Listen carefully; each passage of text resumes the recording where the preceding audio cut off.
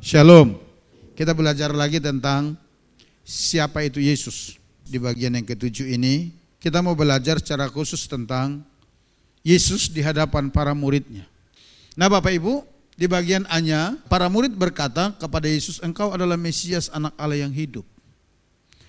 Di dalam Matius pasal 16 dikatakan demikian, ayat 13, setelah Yesus tiba di daerah Kaisarea Filipi, ia bertanya kepada murid-muridnya, "Kata orang, siapakah anak manusia itu?"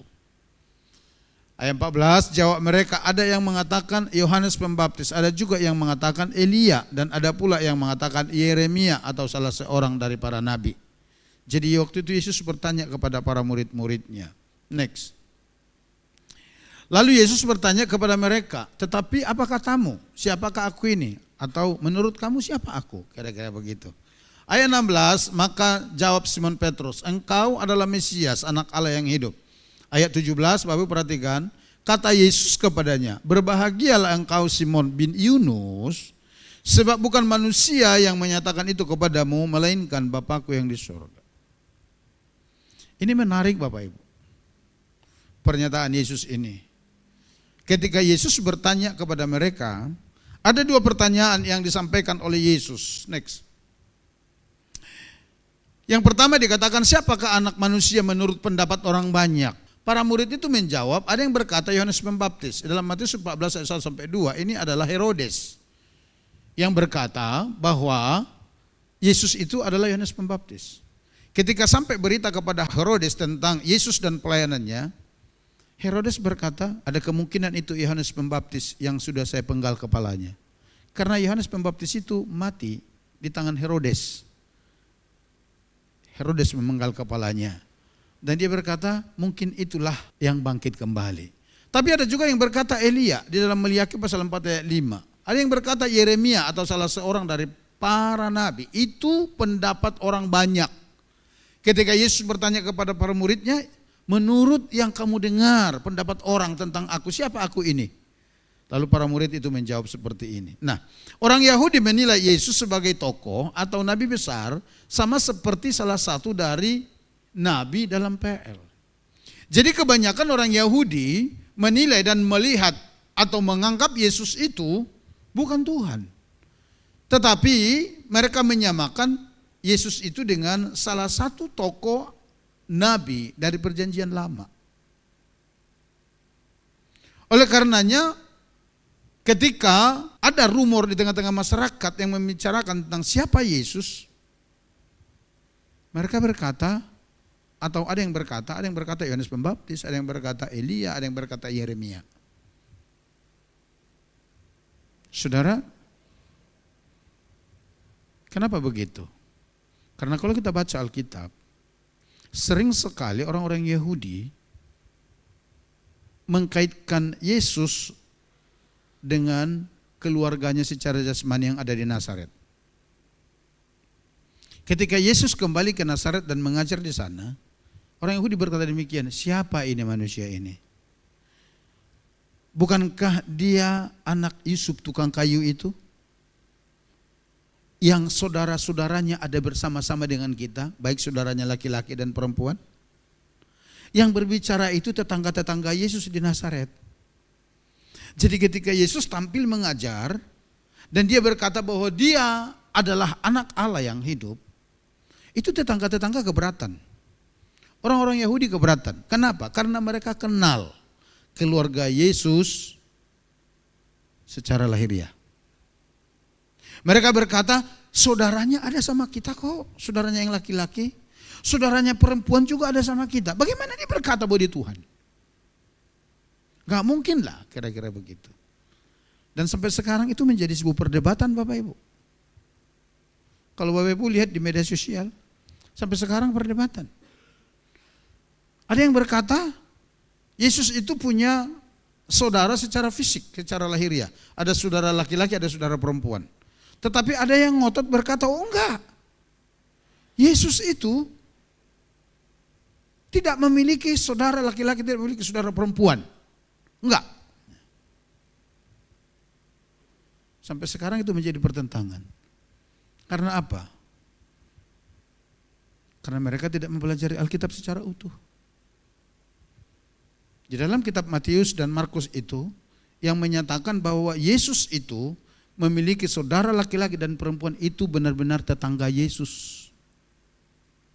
Yang tahu tentang siapa Yesus secara lahiriah sebenarnya. Mereka lihat dan mereka kenal. Kalau mereka berkata saudara laki-laki, saudara perempuannya bersama dengan kita, mereka tentu tahu pasti siapa yang disebut. Karena yang menyebut itu adalah tetangga Yesus, bahkan ada teman dekatnya di situ. Teman sepermainan waktu kecil mungkin. Tapi orang mempersoalkan itu, sehingga mereka tidak percaya bahwa Yesus itu adalah Tuhan. Pada waktu itu untuk orang-orang Yahudi. Next. Tapi yang kedua, siapakah anak manusia menurut para muridnya? Ketika Yesus bertanya, lalu menurut kamu siapa aku? Nah, muridnya menjawab begini. Petrus mewakili murid-murid itu menjawab bahwa Yesus adalah Mesias anak Allah yang hidup di dalam ayat 16 tadi. Nah, Yesus berkata begini, kamu berbahagia karena pernyataan ini kamu terima dari Bapa di sorga. Ini menarik Bapak Ibu. Kenapa saya katakan menarik? Artinya begini, seseorang untuk bisa mengenal Yesus dengan benar, itu tidak bisa hanya dengan pengetahuan. Itu tidak bisa dengan hanya nalarnya. Tapi diperlukan wahyu penyingkapan dari Bapa di sorga. Baru orang bisa mengenal Yesus dengan benar. Yesus berkata kepada Simon Petrus, berbahagia engkau Petrus bin Yunus, karena yang mengatakan itu kepadamu bahwa saya adalah Mesias anak Allah yang hidup adalah Bapa di sorga. Tidak semua orang bisa mengenal Yesus dengan benar, kecuali orang itu memiliki persekutuan dengan Bapa di sorga, memiliki persekutuan dengan firman-Nya. Mereka dapat mengenal Tuhan dengan benar karena ada penyingkapan, pewahyuan daripada Bapa di sorga. Sampai sekarang nama Yesus tetap menjadi perdebatan. Sampai sekarang pribadi Yesus tetap menjadi pertentangan. Ya seperti dia tadi, ada orang berkata, oh dia itu hanya sebagai manusia. Ada yang berkata dia itu hanya Nabi Isa. Dia bukan Tuhan. Tapi orang yang memiliki persekutuan dengan Tuhan, Bapa menyingkapkan kepada mereka siapa Yesus yang sebenarnya. Dan Bapak Ibu, saya mau katakan, bukan hanya orang-orang di luar agama Kristen yang meragukan ketuhanan Yesus. Bahkan ada banyak orang-orang di antara kumpulan yang menyebut diri orang Kristen yang meragukan tentang ketuhanan Yesus. Kenapa begitu? Karena mereka tidak mengenal siapa Yesus yang sebenarnya. Saya berharap di antara kita di sini tidak ada yang meragukan Yesus. Saya berharap kita semua memiliki pengalaman dengan Tuhan bahwa Dia menyingkapkan kepada kita tentang siapa Yesus yang sebenarnya. Supaya kita bisa menghargai Dia, mempercayai Dia dengan segenap hati kita. Kata Mesias atau Kristus di dalam teks Yunani ditulis dengan Ho Christos. Ini adalah gelar mesianik Yesus yang menunjukkan bahwa Yesus bukan hanya manusiawi tetapi ilahi. Statusnya bukan sementara tetapi kekal. Penempatan kata sandang ho di Kristus ini itu menunjukkan kekhususan tentang siapa Yesus, keilahiannya. Artinya dia bukan sembarang manusia. Dia adalah manusia yang ilahi. Dan keberadaannya tidak sementara, tapi keberadaannya adalah kekal. Itulah Yesus. Next. Yang kedua, para murid berkata, engkau adalah Tuhan dan Guru. Di dalam Yohanes 13 ayat 12, dikatakan begini, sesudah ia membasuh kaki mereka, ia mengenakan pakaiannya dan kembali ke tempatnya. Lalu ia berkata kepada mereka, mengertikah kamu apa yang telah kuperbuat kepadamu? Next. Kamu menyebut aku Guru dan Tuhan, dan katamu itu tepat, sebab memang akulah Guru dan Tuhan. Jadi jikalau aku membasuh kakimu, aku yang adalah Tuhan dan gurumu, maka kamu pun wajib saling membasuh kakimu. Yang mengerti katakan amin. Nah, ketika Yesus berhadapan dengan para muridnya, para murid itu berkata, engkau adalah Tuhan dan Guru bagi kami. Atau engkau adalah Guru dan Tuhan bagi kami. Dan ketika Yesus mendengar itu, dia tidak meniadakan itu. Dia tidak menentang itu. Dia tidak menyangkali. Dia tidak berkata, oh enggak, saya bukan Tuhan, enggak. Tapi Yesus berkata, perkataanmu itu tepat. Bahwa akulah Tuhan dan Guru. Jadi siapa Yesus yang sebenarnya di hadapan para murid?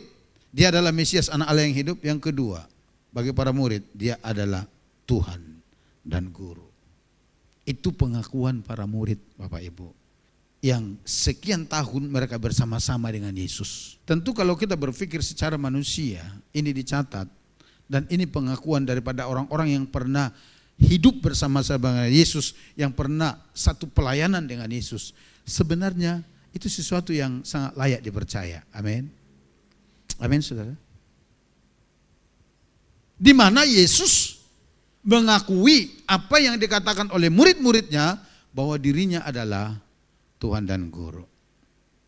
Sebagai tambahan saya tambahkan di sini. Saya ketika baca ini, ketika belajar merenungkan ini kembali, saya diberkati Bapak Ibu lewat pernyataan Yesus ya. Ini hanya tambahan saja.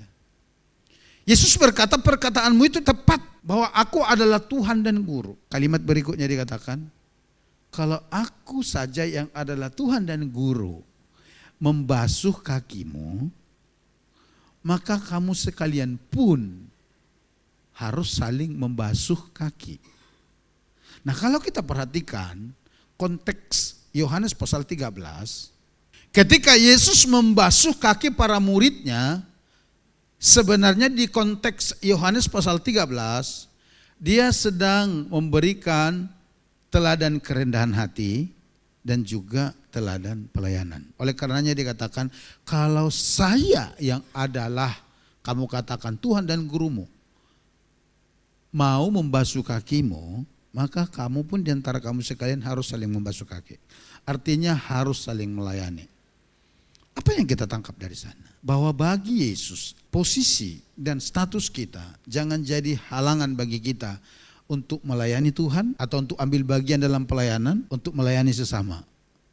Sekalipun pelayanan itu pelayanan yang hina bagi orang.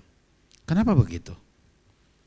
Karena tidak dapat dipungkiri, ada begitu banyak orang tersandung tidak mau melayani Tuhan atau tidak mau melakukan pelayanan-pelayanan yang dilihat orang remeh-temeh dan rendah, hanya karena mereka memiliki posisi yang cukup terpandang di pemerintahan dan juga di tengah-tengah masyarakat. Mereka merasa mereka orang terhormat, tidak pantas dan tidak seharusnya melakukan pelayanan yang kecil-kecil. Nah, Bapak Ibu dengar baik, Yesus berkata dia memberikan teladan. Jangan posisi jabatan yang ada pada kita itu menghalangi kita untuk melayani Tuhan atau mengambil pelayanan sekalipun pelayanan itu rendah. Mungkin kita hanya dipercaya sebagai usher, lakukan dengan segenap hati. Mungkin kita datang, kita lihat ada sampah, apa segala pungut, itu melayani Tuhan. Masukkan di tempat sampah. Jangan berpikir, oh saya orang terhormat, saya gak mau melakukan. Nah, itu yang sedang diluruskan Yesus. Jadi ketika Yesus membasuh kaki para murid-muridnya, itu tidak sedang di dalam konteks penyelesaian masalah. Ngerti ya? Kenapa ini saya sampaikan? Karena belakangan ini ada banyak pelayanan yang terjadi yang kita lihat, oh karena si A dengan si B ada masalah lalu menyelesaikan, lalu saling membasuh kaki. Ayatnya ini yang diambil, enggak tepat. Pelayanan pembasuhan kaki yang dilakukan Yesus bukan dalam rangka memaafkan, bukan dalam rangka menyelesaikan persoalan, bukan menyelesaikan masalah, bukan. Tapi dalam rangka memberikan teladan kerendahan hati dalam melayani. Yang berarti katakan amin. Oleh karenanya kalau saudara mau saling membasuh kaki silahkan, gak masalah. Tapi bukan karena untuk menyelesaikan masalah sehingga harus enggak, bukan itu. Kalau untuk menyelesaikan masalah Yesus katakan hendaklah kamu saling mengampuni dan saling mendoakan. Jelas saudara ya? Ada ayatnya seperti itu. Tapi yang saya mau tekankan sekali lagi. Menurut para murid, ketika Yesus bertanya, menurut kamu siapa aku? Para murid berkata, engkau adalah Tuhan dan Guru bagi kami. Next.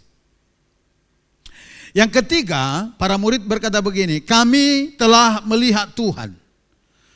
Bagian ketiga ini secara khusus ini adalah kesaksian para murid yang setelah Yesus bangkit menampakkan diri kepada mereka, tapi di dalam perkumpulan murid itu ada salah satu murid yang tidak hadir. Siapa namanya itu? Thomas. Nah Bapak Ibu perhatikan. Di dalam Yohanes 20 ayat 24 dikatakan begini, tetapi Thomas, seorang dari ke-12 murid itu yang disebut Didimus, tidak ada bersama-sama mereka ketika Yesus datang ke situ. Jadi waktu Yesus bangkit dari antara orang mati, dia mengunjungi para murid-muridnya menampakkan diri.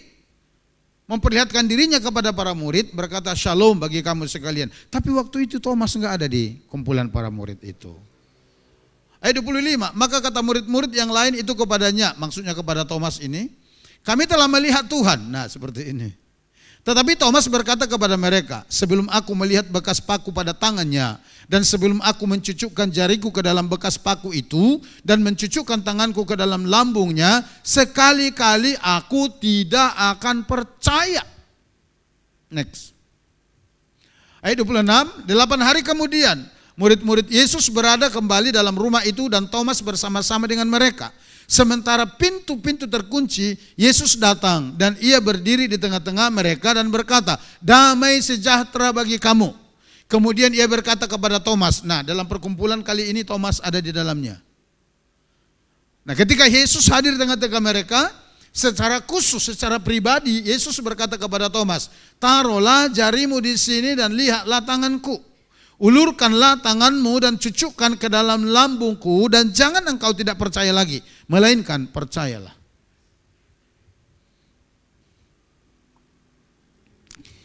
Yesus bangkit dari kematian hari keberapa? Hari ke-3. Setelah dia bangkit, dia menampakkan diri kepada 2 orang perempuan.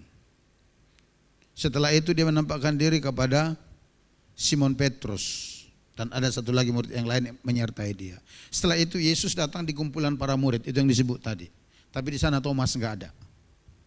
Nah ketika para murid yang lain bercerita kepada Thomas, bersaksi kepada Thomas, Thomas kami sudah melihat guru loh. Kami sudah melihat Tuhan yang mati itu dan sekarang sudah bangkit. Apa reaksi Thomas dikatakan? Enggak percaya. Sebelum aku melihat bekas paku di tangannya dan melihat bekas tombak di lambungnya dan aku mencucukkan jariku ke bekas lubang paku di tangan itu dan ke bekas lubang tombak di lambung itu, aku tidak percaya. Artinya Thomas mau sebuah pembuktian dari pernyataan para murid tentang kebangkitan Yesus ini. Dia meminta bukti untuk meneguhkan kepercayaannya. Benarkah Yesus yang bangkit ini Yesus yang mati disalib 8 hari yang lalu? Baru 8 hari Bapak Ibu. Artinya begini, di pikiran Thomas begini.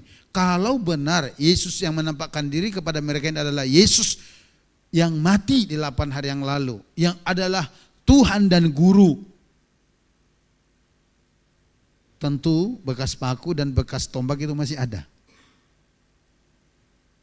Kalau bekas paku dan tombak itu enggak ada, saya tidak akan percaya. Jangan-jangan itu Yesus yang lain. Kira-kira begitu saudara. Saudara pernah kena parang? Pernah luka kena parang? Berapa lama baru sembuh? Berapa lama ayo hilang bekasnya? Berapa lama? Lukanya sembuh, tapi bekas tetap ada, betul enggak? Betul saudara?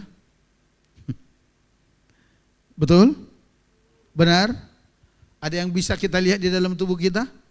Ada. Apalagi ini cuma 8 hari. Baru 8 hari yang lalu. Oleh karenanya Thomas itu benar-benar meminta bukti. Benarkah Yesus itu? Jangan-jangan itu Yesus yang lain? Kita lihat selanjutnya saudara ya. Next. Ayat 28, Thomas menjawab dia, "Ya Tuhan dan Allahku." Kata Yesus kepadanya, "Karena engkau telah melihat aku, maka engkau percaya. Berbahagialah mereka yang tidak melihat namun percaya." Ketika Yesus hadir di sana dan Thomas hadir di sana, akhirnya Yesus katakan demikian. Kalau bahasa kita berkata begini, "Oh Thomas, kitu kula. Mana jari kula ya?" Nah, mana jarimu? Taruh di bekas paku di tanganku ini, bekas tombak di lambungku ini. Enang kula nak percaya lagi. Benar kan saudara? Kira-kira begitu. Jadi Yesus benar-benar datang untuk membuktikan kepada Thomas. Next. Thomas berkata kepada mereka, "Sebelum aku mencucukkan jariku ke dalam bekas paku itu dan mencucukkan tanganku ke dalam lambungnya, sekali-kali aku tidak akan percaya." Bagi Thomas dengan menyebut luka bekas paku dan luka lambung bekas tombak karena ia ingin betul-betul, perhatikan, ia ingin betul-betul diyakinkan bahwa Yesus yang bangkit itu adalah pribadi yang sama dengan Yesus yang disalibkan. Thomas itu benar-benar pengen bukti. Dia tidak mau apa yang dikatakan rekan-rekannya itu sebagai kamuflase. Di pikiran Thomas, kalau itu benar-benar dia, 8 hari yang lalu ada luka, sampai sekarang bekas itu masih ada. Jadi saya mau lihat itu. Baru saya percaya, kata Thomas. Next. Pernyataan Thomas ini memberikan pengertian kepada kita bahwa peristiwa kebangkitan itu bukan hanya sekedar roh saja, tetapi juga tubuh yang dipermuliakan. Dan Alkitab kita mencatat begitu. Kebangkitan itu tidak hanya roh jiwa kita yang dibangkitkan, tetapi juga tubuh kita dibangkitkan, tapi dalam tubuh kemuliaan. Nah, Thomas mau klaim itu. Kalau itu memang benar-benar Yesus yang pernah kita ikuti pelayanan bersama-sama, yang kita sebut Tuhan dan Guru, maka sesuai dengan yang ada di dalam kitab suci, keyakinan Thomas itu, dia pasti bangkit dengan tubuh juga. Tubuh kemuliaan. Dan bukti-bukti fisik itu pasti ada. Pada peristiwa ini, Yesus yang mati harus sama dengan Yesus yang bangkit. Itu yang ada di pikiran Thomas. Kalau itu memang Yesus yang saya saksikan 8 hari yang lalu, mati di kayu salib, dikuburkan pada hari yang ketiga, bangkit. Kalau memang itu yang bangkit, itu di pikiran Thomas. Aku mau lihat buktinya. Gitu lah. Jika hal ini terbukti, maka peristiwa ini menjadi fakta sejarah yang benar-benar terjadi dan menjadi identitas historis Yesus yang tetap melekat padanya. Bagi Thomas itu, kalau itu memang benar-benar tanda-tanda fisik itu ada, saya akan percaya. Dan itu menjadi sebuah catatan sejarah baik bagi Thomas waktu itu dan bagi kita juga saat ini. Artinya, itu tidak hanya pengakuan iman, tetapi bisa dibuktikan secara materi, bisa dibuktikan secara ilmiah. Dan nyatanya Bapak Ibu, bukan hanya kitab suci kita yang mencatat bahwa Yesus bangkit dari kematian. Bukan. Nyatanya Bapak Ibu, ada catatan-catatan sejarah kuno yang mencatat, bahkan penulis catatan-catatan itu bukan orang Kristen, tapi saudara-saudara kita berkeyakinan dari sebelah itu yang mencatat bahwa di dalam sejarah Yesus itu pernah hidup di bumi, disalibkan, mati, dikuburkan, dan bangkit pada hari yang ketiga. Artinya bagi Thomas, kalau bukti fisik yang diminta oleh Thomas itu sesuatu yang luar biasa yang akan dia pegang dan untuk menguatkan, mengokohkan, meneguhkan iman percayanya kepada Yesus. Itu bukan hanya cerita, itu bukan hanya dongeng, tapi itu fakta baik secara iman dan juga secara ilmiah bisa dibuktikan. Secara sejarah. Keren sebenarnya saudara ya. Perkataan Thomas yang berkata sekali-kali aku tidak akan percaya, dalam teks aslinya berbahasa Yunani hal itu mengandung makna yang sangat kuat dan penegasan keras untuk menunjukkan sebuah pernyataan penolakan yang mutlak. Kalau dalam bahasa Indonesia kan kita baca gitu aja, tapi kalau dalam teks Yunani ada tekanan-tekanannya itu. Di mana pernyataan itu menunjukkan sebuah sikap yang benar-benar bahwa dia menolak Yesus yang lain selain daripada yang dia kenal. mati di kayu salib itu. Thomas tidak hanya ragu, tapi ia menolak percaya kepada Yesus yang dikatakan telah bangkit tanpa ada pembuktian langsung. Dalam hal ini Thomas mewakili orang-orang yang membutuhkan bukti indrawi atau fisik. Dengan perkataan ini Thomas menginginkan suatu bukti yang pasti dan dapat dipertanggungjawabkan. Yesus menampakkan dirinya lagi dengan berkata, damai sejahtera bagi kamu. Kemudian Yesus langsung berkata kepada Thomas, taruhlah jarimu di sini dan lihatlah tanganku. Ulurkanlah tanganmu dan cucukkan ke dalam lambungku. Dan jangan engkau tidak percaya lagi, melainkan percayalah. Perkataan Yesus ini merupakan jawaban dari permintaan Thomas secara pribadi. Di sini luar biasanya ya saudara. Ketika Thomas berkata, aku tidak akan percaya sebelum saya lihat tanda-tanda fisik itu, aku tidak percaya. Ketika Thomas berkata begitu, sekalipun Yesus secara lahiriah tidak hadir di situ, tetapi Yesus mendengar itu, permohonan itu. Apakah Yesus marah sama Thomas? Tidak.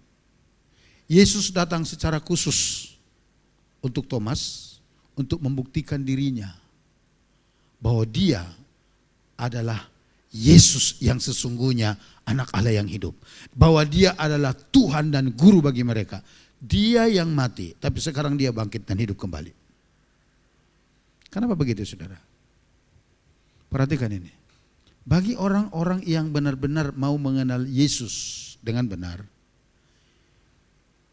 Yesus tidak keberatan untuk menjawab doa seperti itu, untuk memperkenalkan dirinya secara pribadi untuk orang itu.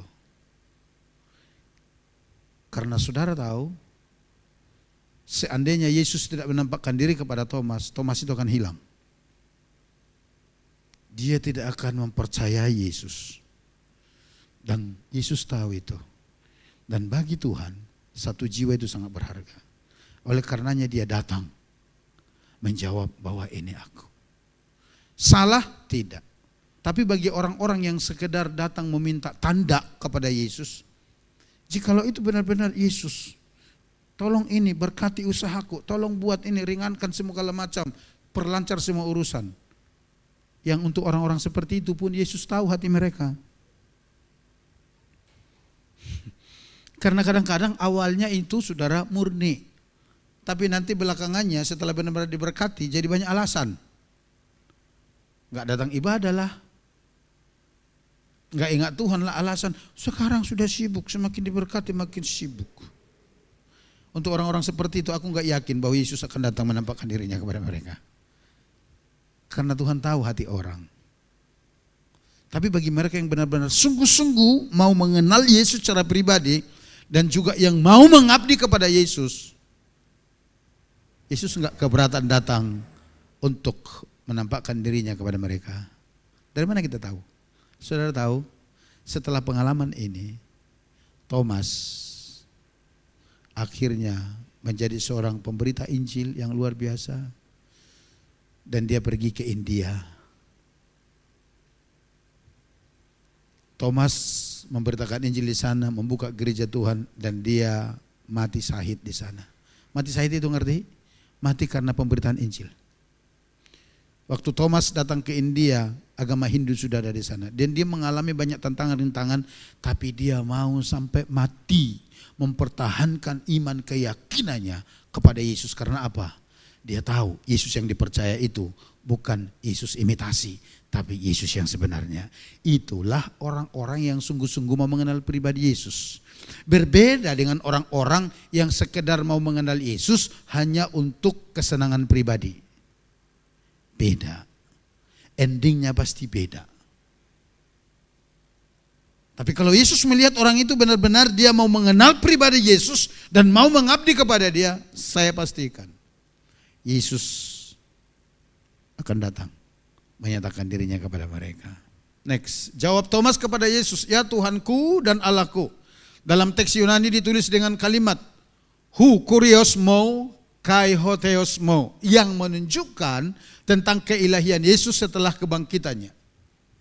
Ketika Thomas berkata di dalam teks Yunani, ya Tuhanku, ya Allahku, ini yang ditulis, yang mengandung pengertian ungkapan itu tidak sekedar ungkapan pengakuan kepada seorang manusia biasa, tetapi itu pengakuan yang ilahi kepada yang ilahi. Itu maksudnya.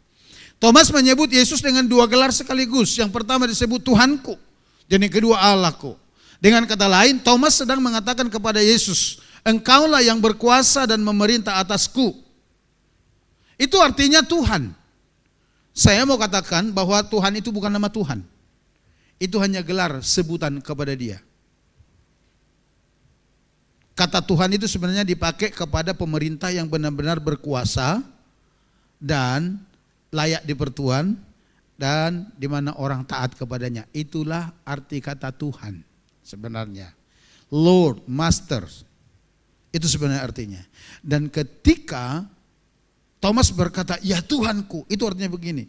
Engkau yang layak dipertuan dan layak ditaati dan engkau berkuasa atas hidupku.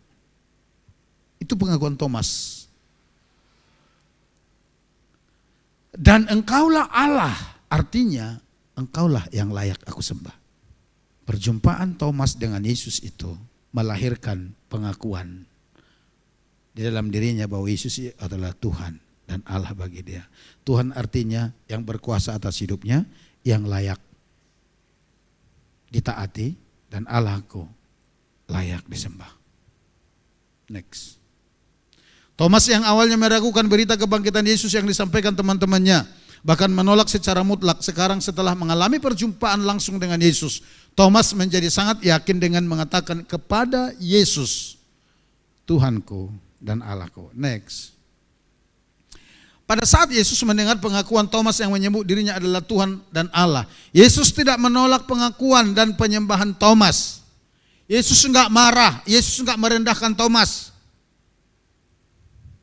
Kenapa? Karena Yesus tahu kalau dia tidak menampakkan diri kepada Thomas, Thomas akan hilang.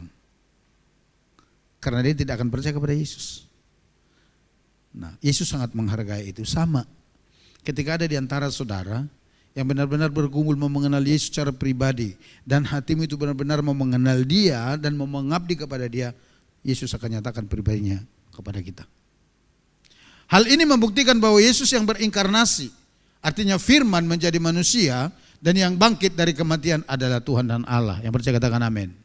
Next. Jadi pada saat kita membaca kitab Injil Yohanes 1 ayat 1 yang diawali dengan kalimat pada mulanya adalah firman, firman itu bersama-sama dengan Allah dan firman itu adalah Allah, maka Injil Yohanes diakhiri dengan perkataan seorang manusia dan murid Yesus sendiri bahwa Yesus yang disalibkan dan bangkit dari antara orang mati itu pada hari yang ketiga adalah ya Tuhan dan Allah. Yang percaya katakan amin. Kalau di penulisan kitab Yohanes di awalnya dikatakan pada mulanya adalah firman, firman itu bersama-sama dengan Allah dan firman itu adalah Allah. Ayat 14 dikatakan firman itu telah menjadi manusia. Maka kitab Yohanes ditulis atau diakhiri dengan pengakuan seorang manusia yang dapat wahyu dari Tuhan. Pengakuan muridnya sendiri yang berkata bahwa Yesus itu adalah Tuhan dan Allah. Next. Kemudian Yesus mengatakan kepada Thomas, karena engkau telah melihat aku maka engkau percaya. Berbahagialah mereka yang tidak melihat namun percaya. Yesus tidak menyalahkan kepercayaan Thomas, tetapi dia menunjukkan bahwa iman yang tidak bergantung pada bukti fisik adalah iman yang jauh lebih diberkati. Tuhan menentang tuntutan Thomas untuk mengenal Yesus secara pribadi, melihatnya enggak. Tapi Yesus berkata, sebenarnya jauh lebih diberkati kalau orang itu bisa percaya sekalipun tidak melihat. Itu jauh lebih baik sebenarnya dikatakan Yesus. Next. Berbahagialah mereka yang tidak melihat namun percaya, menjadi prinsip yang penting bagi semua orang Kristen. Sebagian besar orang menjadi percaya kepada Yesus sepanjang zaman tidak melihat Yesus secara fisik, tetapi tetap percaya melalui kesaksian firman Tuhan dan Roh Kudus.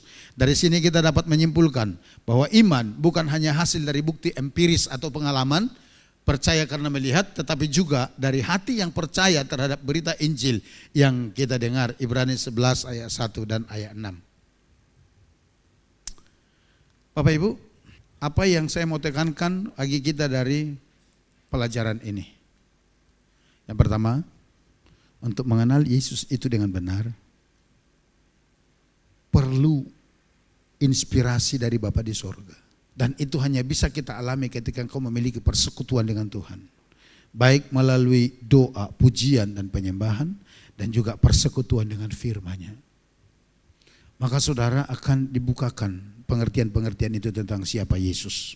Yesus berkata kepada Simon Petrus, engkau tidak akan bisa mengenal itu, menyebut Tuhan Yesus itu adalah Mesias, anak Allah yang hidup, kalau bukan Bapa yang memberitahukan kepadamu. Artinya diperlukan pencerahan dari Bapa dalam pikiran dan hati kita untuk mengenal siapa Yesus yang sebenarnya.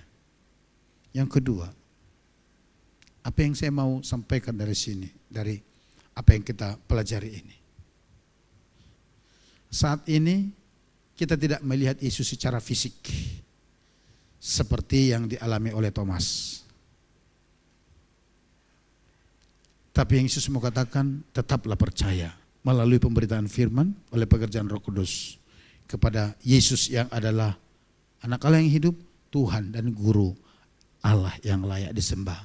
Maka dikatakan, kata berbahagia ditulis di sana adalah diberkati. Hidupmu diberkati, saudara. Tapi kalau seandainya hatimu benar-benar agak ragu dan engkau benar-benar mau mengabdi kepada Dia, itu sebagai peneguhan imanmu, Yesus pun menghargai itu dan Dia akan memperkenalkan dirinya kepadamu secara pribadi. Saya sendiri secara pribadi sebelum bertobat sampai saat ini enggak pernah melihat Yesus secara fisik.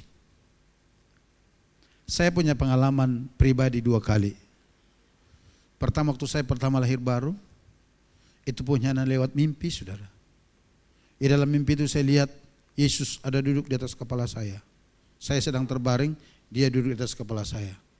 Lalu Dia berkata, engkau mau mengikut aku atau mengikut yang di sana? Yang di sana itu maksudnya setan. Lalu saya katakan saya mau ikut Tuhan. Setelah itu saya bangun. Yang kedua, ketika saya berangkat ke Jakarta, masuk di sekolah teologi, sekolah Alkitab. Di kumpulan para sekolah mau hamba Tuhan. Saya diberangkatkan dari sebuah gereja yang miskin. Jadi waktu saya berangkat saya hanya punya 2 celana yang agak bagus. Baru dijahit, saudara. Sampai di asrama, saya cucilah celana ini. Salah satunya saya jemur di jemuran. Ketika sore mau angkat, hilang itu celana. Saat itu saya kecewa berat. Dan saya sudah berencana mau kembali ke dunia lama saya. Tapi kembali di subuh hari, di kamar asrama itu, saya mendengar suara tiupan angin yang sangat kencang kayak puting beliung. Saya terbangun sekitar jam 2 atau jam 3 subuh. Suara itu terdengar kuat sekali dengan saya. Tapi saya lihat horden-horden gak ada yang goyang. Tiba-tiba ada suara berbicara, saya dengar dengan telinga saya. Berkata demikian, engkau mau ikut aku atau mau kembali ke dunia lamamu? Saya katakan saya mau ikut Tuhan. Tapi saya tidak melihat Yesus secara fisik. Tapi puji Tuhan, sejak saat itu hidup saya terus berubah. Karena saya percaya Yesus bukan tanpa masalah. Ada banyak masalah kita hadapi, tetapi kita percaya Yesus bahwa Dia adalah Tuhan yang menyertai kita. Dan sampai saat ini, sampai sekarang, saya dan keluarga saya bisa bertahan melayani Tuhan. Semua karena Tuhan Yesus. Kemudian yang kedua, saya waktu masih di Jakarta masih kuliah, saya tinggal di sebuah asrama.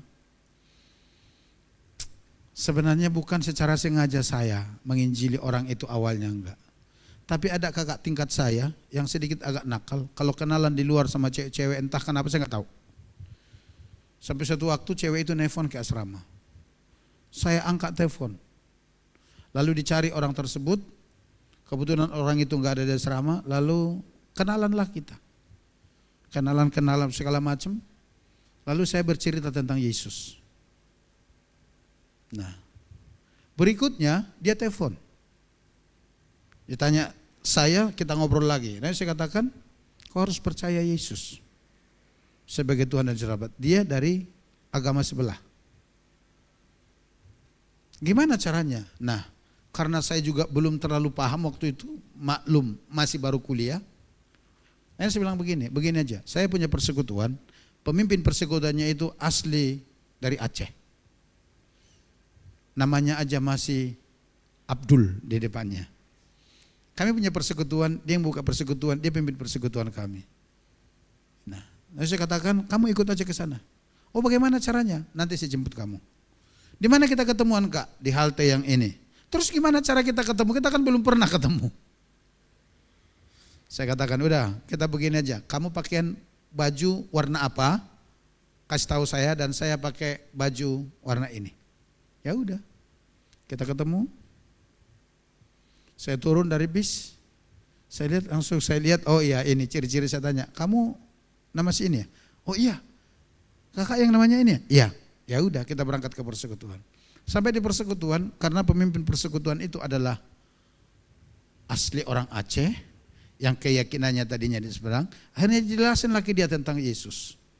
Tapi pulang dari sana dikatakan begini, Kak, gimana aku mau percaya ya bahwa Yesus itu Tuhan? Gimana caranya meyakinkan saya? Saya belum terlalu yakin tuh. Saya katakan demikian. Yesus itu adalah Tuhan. Kalau kau benar-benar mau mengenal dia secara pribadi, minta kepada dia. Minta. Katakan, kalau engkau benar-benar Tuhan yang sanggup menyelamatkan aku minta ini, minta aja. Dia pasti membuktikannya kepadamu. Oh iya. Kita berpisah. Beberapa hari kemudian ditelepon. Ketika dia mulai begini, Kak, saya sekarang percaya Yesus. Saya katakan, itu kenapa? Gimana caranya? Ya kan kakak ajarin. Supaya saya minta buktinya apa segala macam dan itu. Saya minta, terus itu benar-benar saya alami. Itu benar-benar saya terima. Dan saudara tahu, semenjak dia menyatakan imannya kepada Kristus dan percaya Yesus, dia diusir dari rumah. Ketika dia diusir dari rumah, saya bawa dia ke persekutuan. Ada seorang ibu di persekutuan kami itu, ibu janda. Akhirnya dia ambil anak ini, jadi anaknya. Dia ambil di rumahnya. Dan terakhir dia disekolahkan di sekolah Alkitab di Petamburan. Dia WI dan dia menjadi seorang hamba Tuhan. Karena apa? Yesus menghargai kerinduan hatinya untuk mengenali Yesus secara pribadi. Tetapi kalau untuk orang-orang yang hanya minta bukti kepada Yesus hanya untuk kesenangannya, Tuhan kalau engkau lakukan itu aku akan sungguh-sungguh. Tuhan kalau akan, Tuhan lihat hatimu. Kalau itu hanya sekedar untuk mendapat kesenanganmu, aku tidak berani menjamin bahwa Yesus akan menunjukkan pribadinya kepadamu. Tetapi kalau engkau benar-benar mau mengenal dia, mau mengabdi kepada dia, mau melayani dia, dan engkau rindu diselamatkan, Yesus pasti lakukan itu dalam hidupmu. Thomas buktinya. Anak penginjilan saya itu buktinya. Dia akhirnya melayani Tuhan. Thomas mati karena memberitakan Injil. Tapi enggak masalah bagi dia. Karena dia tahu Yesus yang dia sembah itu adalah Yesus yang dilihat waktu digantung di salib, mati dikuburkan, pada hari yang ketiga bangkit dan naik duduk di sebelah kanan Allah Bapa di surga. Dan saya mau beritahu, Yesus yang dipercaya Thomas itulah Tuhan dan Allah, adalah Yesus yang kita sembah sebagai Tuhan, Raja dan Allah bagi kita, yang sanggup menyertai kita di dalam situasi apapun dan seperti apapun, dan sanggup memberkati kita lebih daripada yang dilakukan oleh manusia kepada kita. Oleh karenanya saya mau katakan, percaya kepada Yesus, jangan ragukan dia, karena dia adalah Allah yang hidup bagi kita. Yang percaya katakan amin.